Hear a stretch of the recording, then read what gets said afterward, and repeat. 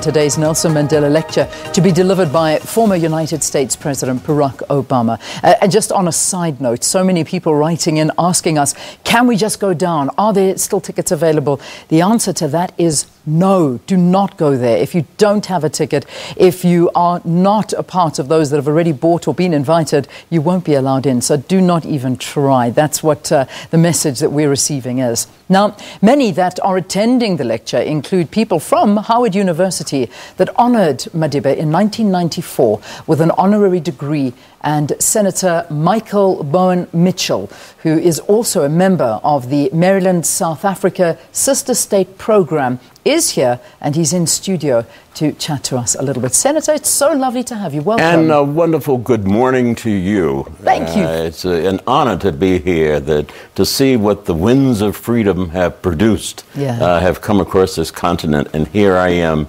representing the state of Maryland on behalf of Dr. Jean Bailey, who is the chair of a historic delegation, a partnership between the state of Maryland and this historic republic. Senator, before we talk a little bit about that, I want you to reminisce a little bit for us, because it was the university that actually welcomed Madiba back in 1994, and it was a momentous occasion. It was a beautiful occasion when he took a trip to America and was welcomed so lovingly by all. But you were there. Talk to us about it. I was there, and it was anticipated, and I'm proud to say that I was incarcerated in front of the South African embassy in Washington, D.C. for protesting apartheid, the Afrikaner word for apartness. And in 1975, my late father, as the U.S. ambassador to the United Nations, introduced the first resolution at the UN passed to declare apartheid unconstitutional and not to be supported by members of the United Nations. And it was the first listing, public listing for the Nelson Mandela and Winnie Mandela and other freedom fighters here in South Africa. So that upon seeing with that background, a person who I had read about and heard about, it was a spiritual uplifting to meet then Nelson Mandela, who would become president of this incredible country. And that it shows that when you're fighting for what is right, that you become vindicated.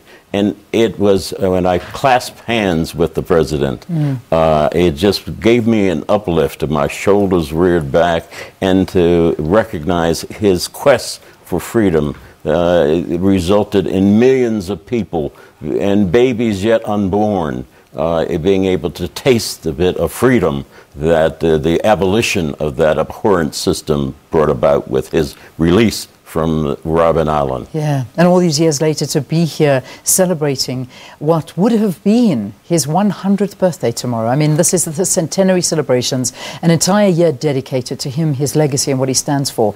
This particular partnership that we have with Maryland South Africa Sister State Program, what is that all about? Well, Dr. Jean Bailey, who heads education at the historic Howard University, had this vision some years ago to create this partnership where the state of Maryland would enter into an arrangement with South Africa, starting in Durban, and that there would be the coming together, the resources of the state of Maryland to assist in the rebuilding of this historic country. And that they're not so much for cultural, everybody wants to have culture, but the people need jobs. And how do we have an economic impact? And it was Dr. Bailey's vision. And I joined with her because I worked with the Republic of Liberia as well. And we're the first group, there are only 3 sister state relationships that the Maryland has with the Republic of Liberia, Nigeria, and the Republic of South Africa. And we look forward to having a relationship in the Port of Durban and Baltimore City. The state of Maryland opened for the first time a Office of Commerce in Pretoria. Amazing. For business throughout which will enable not only companies from the state of Maryland, but companies from around the United States to do business in South Africa and creating jobs. Our young people aren't quite as patient as the older generation and who want freedom now. And it's important, and that entitles one to getting a job, being able to support their families. And so we embrace that concept. And so I'm here in the spirit of Dr. Bailey as well. But I think it's important to note that this occasion, that's why the people are coming. I've traveled these thousands of miles and would travel another 10,000 miles if necessary. Yeah. I'm a young 73, and already I have a spirit that my shoulders have reared back again, as they did to meeting President Mandela when I did, and to watch him as he ascended to power and his compassion he showed for the uplifted people. And when someone brought the springbok bird, I thought back to that Invictus, his quote, he repeatedly recited Invictus to assist him in that out of the night that covers me, black as the pit from pole to pole, I thank where gods may be for my unconquerable soul. And he had an unconquerable soul. And so to witness the first African-American president of the United States of America lecture and celebrate the first African president of the Republic of South Africa is historic and should bode well for where we're headed in this world. Well, we can certainly see that and feel it. It is tangible, and I can only imagine what's going to happen today in that stadium and beyond. I want to speak about your dad as well, because it's in your blood, it's in your heritage. I mean, your dad, he was there. I mean, he was also involved in anti-apartheid activities. Your father, Clarence M. Mitchell, U.S. representative of the United Nations, made a jarring speech in 1975. This is something that your family have been fighting for a very, very long time. Well, it starts with my maternal grandmother, who was Dr. Lily Mae Carroll Jackson, who was a descendant of one of the signers of the Declaration of Independence of Maryland, Charles Carroll Carrollton. But also, my middle name is Bowen, of this African who came to America, and because of the Quaker religion was allowed to remain free.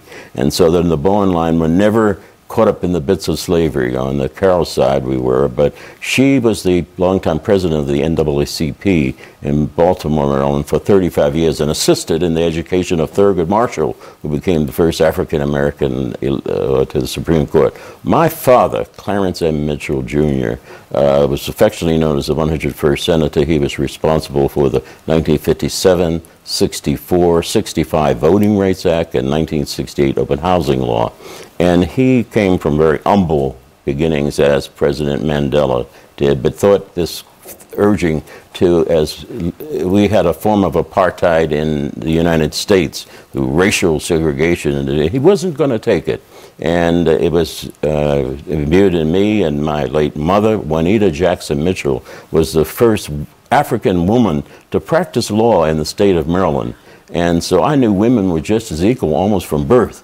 That it was important that we embrace that, and that we move toward the goal of dismantling those vestiges of separateness that will keep us from getting to know one another and move forward. It's essential as well that you know that my uncle was the first African-American elected to the United States Congress, Perrin Mitchell, from the state of Maryland. So it's in my blood. And my grandmother, the late Lily Mae Carroll Jackson, said, "The rent you pay for your space on this earth is your service to people in the fight for freedom."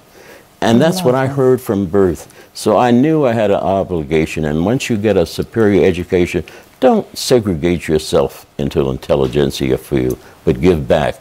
And so, and my brother, Clarence Mitchell III, we were Kennedy Democrats. And he was elected in 1961 to the Maryland legislature at 21 years of age. And I was his 16-year-old campaign manager. And our campaign advisor was the late Bobby Kennedy. And we ran as Kennedy Democrats and won. And so that it's part of my blood. And I was at the time when we sponsored the resolutions condemning apartheid. My father did it from the United Nations. I was in the Baltimore City Council. My uncle did it from the U.S. Congress, and my brother did it from the state legislature. And Dr. Bailey has, we volunteered to do this. This is out of our hearts and our quest for making sure that every South African child, and especially women, you know, we have now in America called the Me Too, and I'm so delighted to see two women host. It's about time, you know, instead of looking at some old men on television every morning.